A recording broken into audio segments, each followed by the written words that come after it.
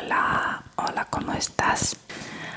Hoy he decidido grabar este vídeo desde mi trabajo, que ahora tengo descanso para comer.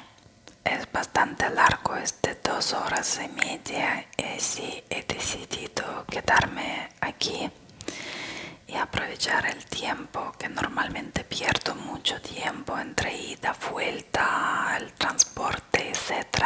Así he pensado que puedo aprovechar más y puedo seguir con nuestra historia, que otro día no he acabado y no sé si hoy voy a poder acabar. Es la historia sobre la vida durante los tiempos de la URSS, historia de mi familia. Entonces, al final mis padres se casaron.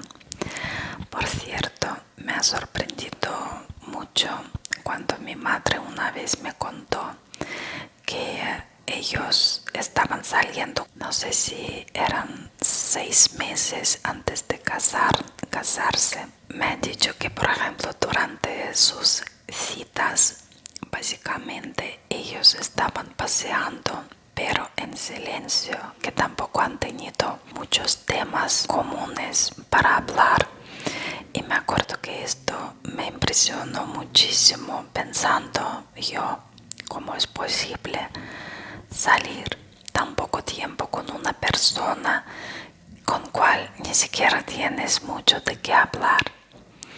Y realmente es una pena, porque luego, analizando la vida de mis padres, yo creo que eran muy poco compatibles, en el sentido que realmente tenían muy pocas cosas en común, y qué pena que siendo jóvenes no lo han podido descubrir antes. Pero yo supongo que de la misma manera, más o menos, antes funcionaban los matrimonios, porque todo lo que era así un poco el tema personal o íntimo o sexual, todo esto era casi como un tabú. Entonces se casan, y como os he dicho antes, mi padre era de otro pueblo y quería quedarse en Moscú, y mi madre pues ya vivía con sus padres, con mis abuelos, y mi padre también vino a vivir con ellos.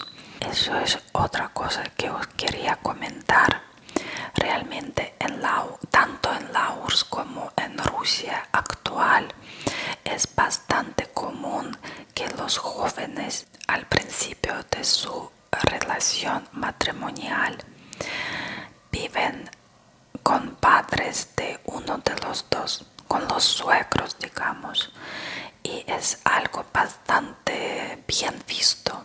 Ahora, claro, la gente que tiene buen trabajo, o la gente que ya empieza a salir o formar una familia después de haber tenido los estudios, o después de haber encontrado un trabajo, se entiende que a lo mejor ya empiezan a vivir separados. Pero antes la gente se casaba muy joven, como en caso de mis padres. Mi madre tenía 18 años, porque creo que con 19 ya tuvo a mi hermana, y mi padre tenía pues 7 años más que ella. Entonces entre 25 y 26 años, recién licenciado, que tampoco tenía un trabajo fijo ni nada, pues empezaron a vivir con mis abuelos en aquel piso compartido, es decir, en una habitación donde también vivía otra hermana de mi madre, que también en el mismo año se casó, y pues las dos hermanas tuvieron a sus primizos en el mismo año, con una diferencia de un mes. Pues imaginaros vivir, ahora mismo digo, son 4 adultos, no más, 5 adultos y 2 bebés, vivían en la misma habitación. Y claro, de ahí empezaron a salir cosas de nervios, de cansancio, de algunas malas miradas, y poco a poco pues la relación empezó a calentarse entre mis padres y mis abuelos hasta tal punto que mi padre decidió que no podía seguir así. Pidió ayuda a sus padres, a mis abuelos paternos, y de ahí también puedo sacar la conclusión que mis abuelos paternos tenían ciertos medios porque le han podido ayudar a mi padre. Le dieron dinero para que mis padres pudieran dar una, ¿cómo se dice?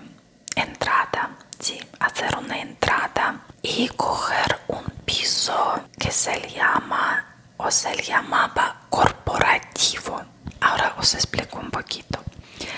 En la URSS casi todas las viviendas eran de Estado. Si tú, por ejemplo, vivías en un piso muy pequeñito y había mucha gente, tú podías apuntarte en una cola para recibir otro piso, para que, digamos, dividir esta familia o estas personas que vivían juntos y para que cada uno tuviera, no sé, suficientes metros cuadrados, por decirlo de alguna manera. O también otra opción de conseguir una vivienda era encontrar un trabajo donde también podrías apuntarte en una cola. Normalmente esta cola ya era más corta, es decir, ya podías recibir un piso o una habitación más rápido. Y la tercera forma era la que han utilizado mis padres. También, aparte de estos pisos sociales o públicos o del Estado, no sé cómo llamarlos en castellano, también habían unos cuantos pisos que se llamaban corporativos, es decir, no eran del Estado. Y esto es un poco raro porque en aquellos tiempos no existía la propiedad privada. Esto era un poco diferente, era algo parecido a los pisos que tenemos ahora, con una comunidad de vecinos, con un fondo. Y entonces, para acceder a este piso, tú tenías que hacer una entrada de dinero, pero no lo llevaba el banco, lo llevaba como la misma comunidad de vecinos. Y luego pues tú empiezas a vivir en este piso, pero cada mes vas pagando una cantidad de dinero para llegar a completar un precio de este piso, que imagino que tampoco era muy caro. Pero sí, el piso del Estado te daban gratis, solo porque estabas en una cola y para mejorar tus condiciones. Estos pisos corporativos había que pagar.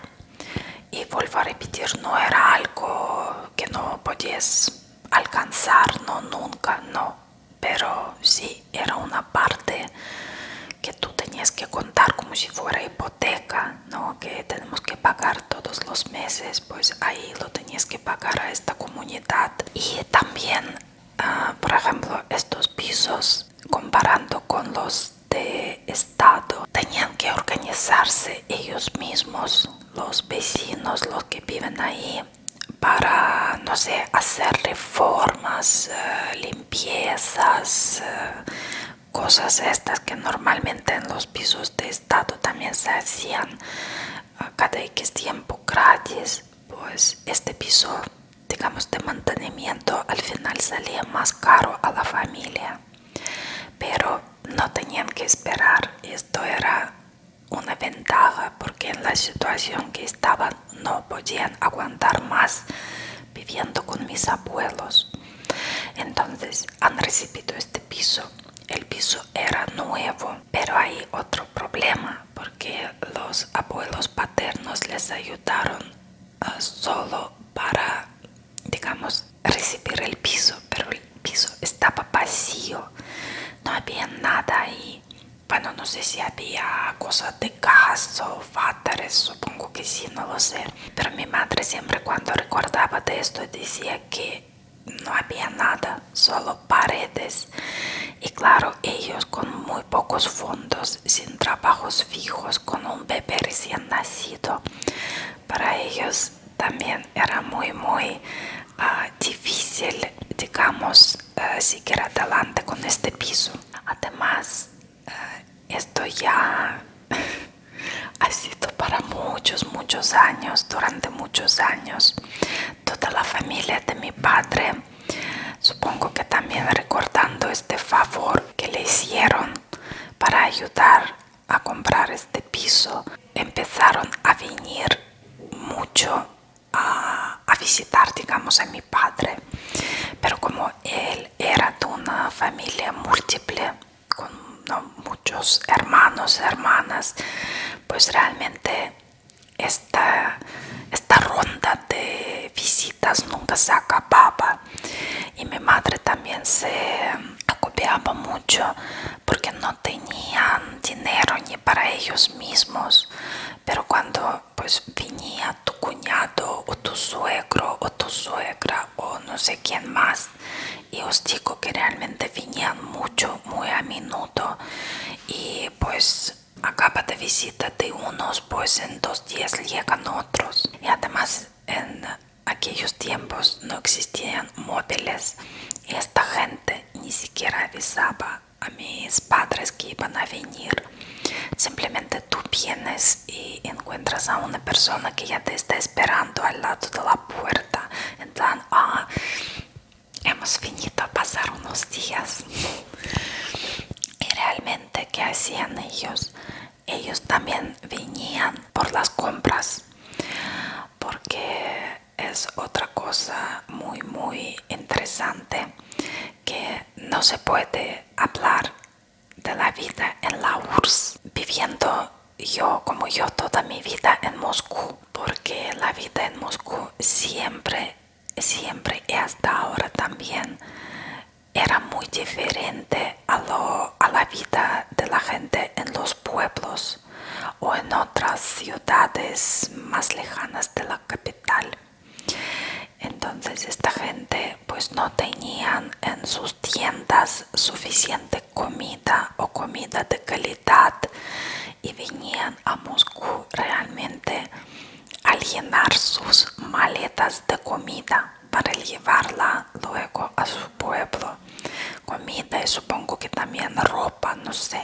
Y de ahí pues pasamos un poquito también al tema de provisiones, comida, cómo estaba el tema de las tiendas. Es una cosa también muy interesante y muy rara, porque por un lado, en los tiempos de mis padres y lo que yo también me acuerdo, sí que habían cosas en los supermercados, digamos, aunque no se le llamaban así. Era, por ejemplo, una frutería y verdulería o una tienda de productos lácteos, una tienda de pan. Iban así un poco como panadería, ¿no? Una tienda de panadería. Pues estaban bastante como separadas las tiendas según los productos que vendían ahí. Y si por ejemplo con pan no había ningún problema, teníamos muchas variedades de pan, pastelería también. Con productos lácteos tampoco habían problemas, además en Rusia y también hasta ahora hay muchísima variedad de productos lácteos. Habían también muchas variedades de quesos, pero digamos que todo esto era local, es decir, yo otro día lo conté también aquí en mi trabajo y los chicos muy jóvenes se impresionaron mucho porque nosotros en mi casa tuvimos una pegatina encima del fregadero de platos que era de Coca-Cola y yo no sabía qué es. No solo yo, nadie sabíamos qué es. Bueno, yo ni siquiera sabía cómo leerlo porque todavía no empecé a estudiar ningún idioma, entonces lo trataba de leer como si fuera ruso, entonces aún menos sentido tenía. Pero es que no conocíamos esta marca. ¿Por qué no la conocíamos? Porque no tuvimos nada o no teníamos nada de productos extranjeros en nuestras tiendas, ni productos, ni anuncios, nada. Tuvimos nuestros propios refrescos, pero todo lo que era de otros países no conocíamos para nada. Y por ejemplo, hay cierta comida, ciertos alimentos que yo hasta mis, no sé, 18, 20 años, yo no sabía qué era.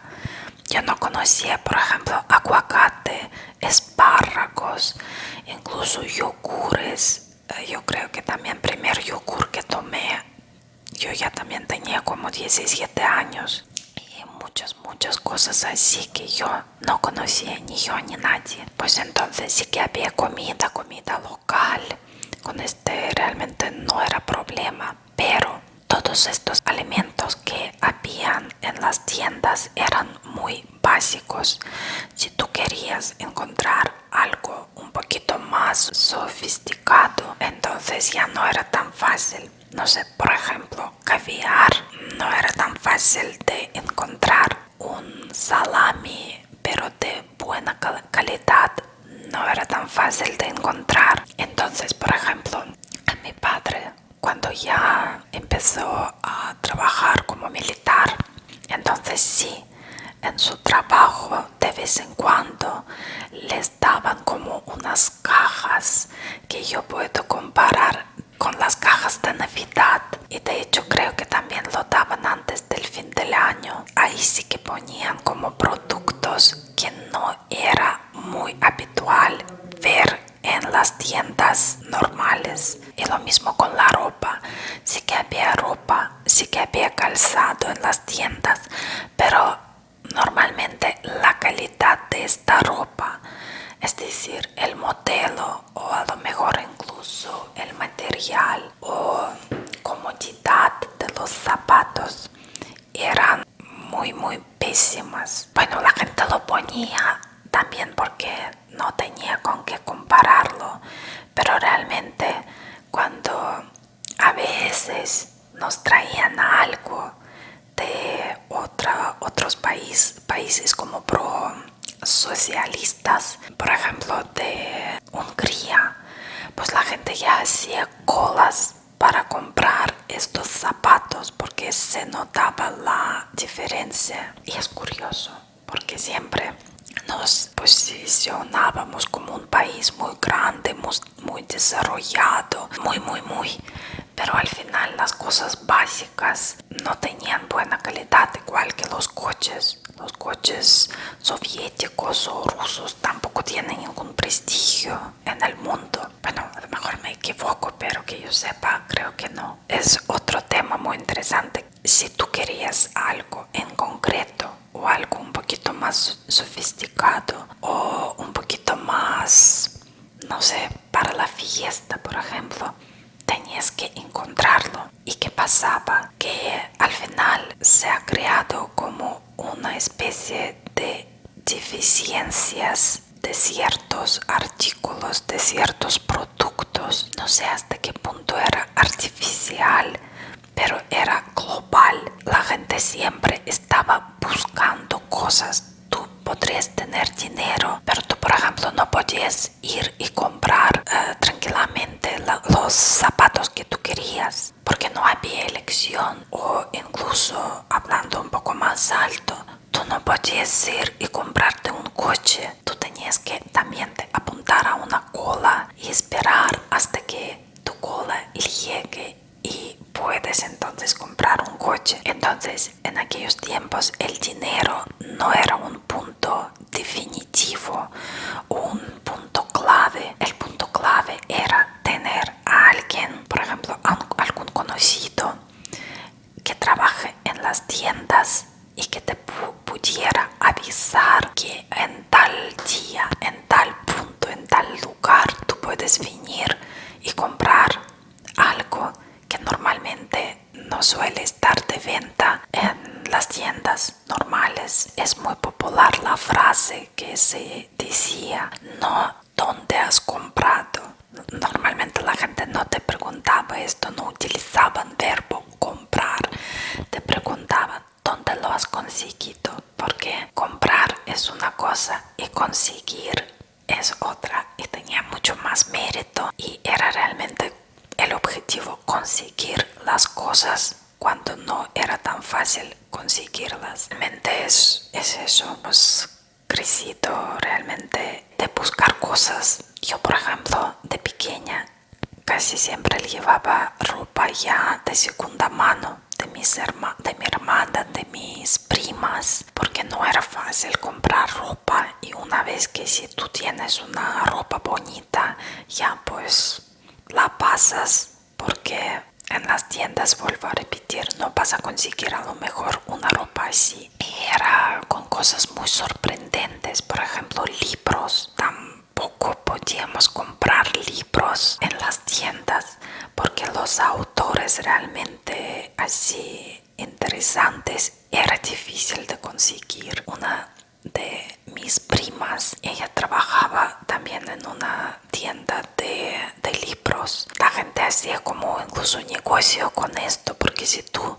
trabajas en un sitio donde tú puedes coger una cosa que los demás no pueden conseguir, claro, luego tú lo revendes por más dinero y siempre hay gente que lo quiere tener. Así que en este sentido era algo tremendo. Muchas veces tú vas por la calle y ves una cola y ya te metes en esta cola sin saber lo que está pasando. Pero si hay cola es buena señal, porque están dando algo, están consiguiendo algo. Entonces tú te apuntas en la cola y luego empiezas a decir, ¿y qué es lo que están vendiendo o dando? Y es un poco así curioso y lo hemos pasado. Por eso realmente cuando luego llegó la perestroika y tiempos después de perestroika y empezaron a llegar todas las cosas en abundancia, pues realmente para la gente era una prueba muy dura, porque tantos años tratar de conseguir cosas, incluso teniendo dinero, pues la gente empezó a comprar como loca. Y yo creo que todavía los rusos tenemos esto. Yo no, no soy muy de comprar cosas, no me gusta ir de compras, pero mucha gente todavía como si no pudiera parar y sigue comprando algo que durante tantos años no era posible conseguir. Bueno, hasta aquí te dejo. Y supongo que haré otro vídeo más un poco para resumir el tema. Bueno, gracias por estar conmigo. Que tengas un buen día o dulces sueños si me estás viendo por la noche. Hasta pronto.